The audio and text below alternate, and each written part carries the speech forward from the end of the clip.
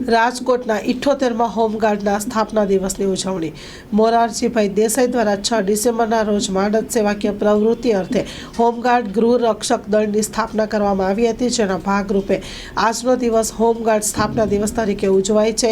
આજના સ્થાપના દિવસની ઉજવણી અર્થે રાજકોટ જિલ્લા કમાન્ડન્ટ સાહેબ તથા કચેરી દ્વારા કરેલ આયોજનમાં મહેરબાન રાજકોટ શહેર પોલીસ કમિશનર સાહેબ અને બ્રજેશ કુમાર ઝા સાહેબના નાયબ પોલીસ કમિશનર મુખ્ય મથક એમ.આઈ. પઠાણ સાહેબ અને માનદ જિલ્લા કમાન્ડર કેતન કાનાણી સાહેબ ઉપસ્થિત રહેલ હતા, જેમના હસ્તે લીલી ઝંડી આપેલ હતી। ફ્લેગ માર્ચે પ્રસ્થાન કરાવ્યું હતું।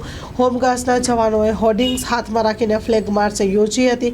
મોટી સંખ્યામાં હોમગાર્ડના જવાનો સાથે જોડાયા હતા। હોમગાર્ડના સ્થાપના દિવસની ઉજવણી કરવામાં આવી હતી। નાગરિકો પણ સાથે જોડાયા હતા। Story report by Sandeep Chavda, Rajkot.